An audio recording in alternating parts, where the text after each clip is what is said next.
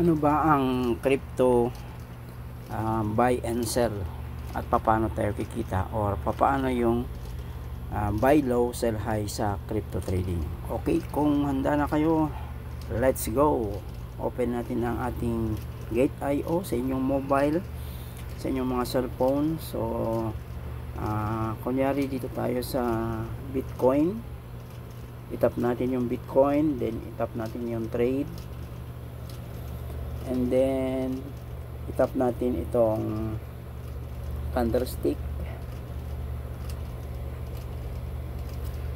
Okay, so ito yung tinatawag na chart ni Bitcoin. So palakihin natin. Ayan. So tanggalin lang muna natin ang mga drawings natin para maliwanag at madali lang mag-explain. Okay, so ito. So ibig sabihin guys ng buy low sell high is dito tayo bibili sa price na ito. Pag nakita natin ito, let's say nasa 10,800, and then dito tayo magbebenta sa almost 126, no? So diyan tayo nakabili sa mura, then dito tayo magbebenta sa taas. Kaya buy low sell high. So magkano kumbaga ang kikitain? So sukatin natin kung dito tayo nakabili, tapos dito tayo magbenta sa taas, that is 15%. Okay, 15%. So kung meron kang trade na 20 USDT, 15%, magkano ang kikitain mo? Punta tayo sa calculator. Calculator is $20 times 15%. Okay, meron kang $3, no? Times let's say 58, meron kang 174 nakita, no? So magkano yung puhunan mo? Kunyari $20 times 58, 1,160 pesos ang puhunan mo, times 15 times ilang percent yun? 15% ba yun guys? Yan. So kumita ka ng 174. Okay, so ganun siya. Tingin pa tayo ng uling chart. Okay, so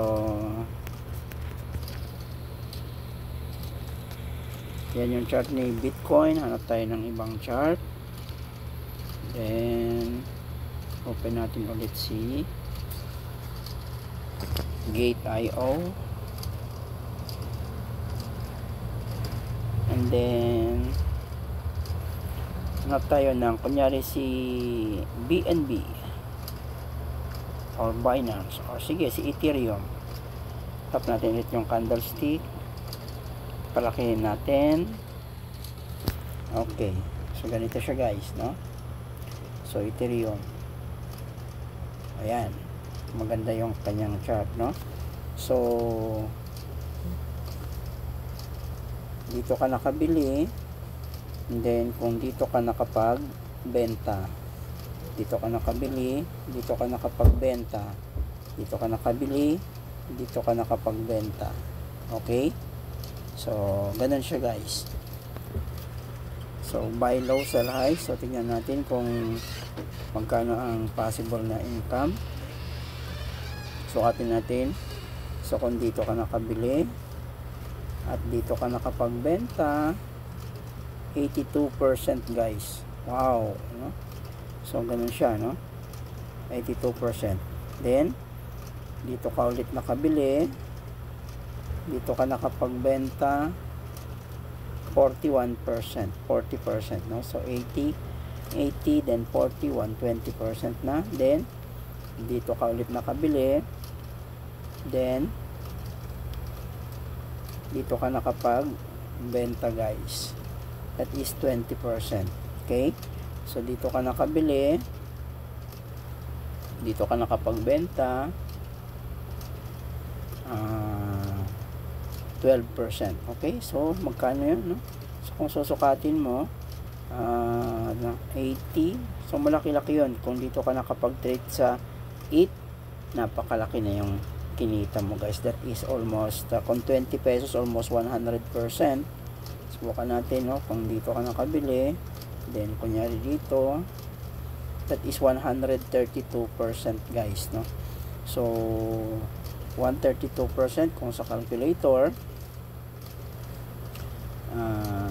$20 times 132%, that is $26 naman ang kinita mo, guys, no? So ganun siya yung buy low sell high. Kaya inaanyayahan ko kayo na mag-subscribe dito sa aking YouTube channel para matuto kayo, guys, no? Ito yung ating channel.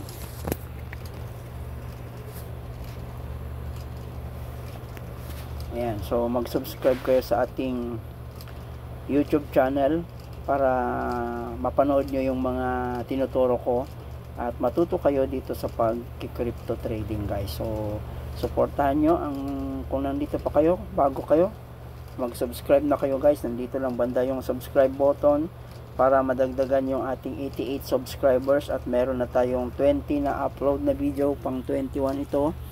Kaya salamat sa inyong suporta. Paki-like ang video at paki-share yun din sa mga kaibigan nyo na gusto rin na mag-trading o matuto sa trading para makapag-buy low, sell high tayong lahat. Maraming salamat sa inyong panonood. Bye-bye!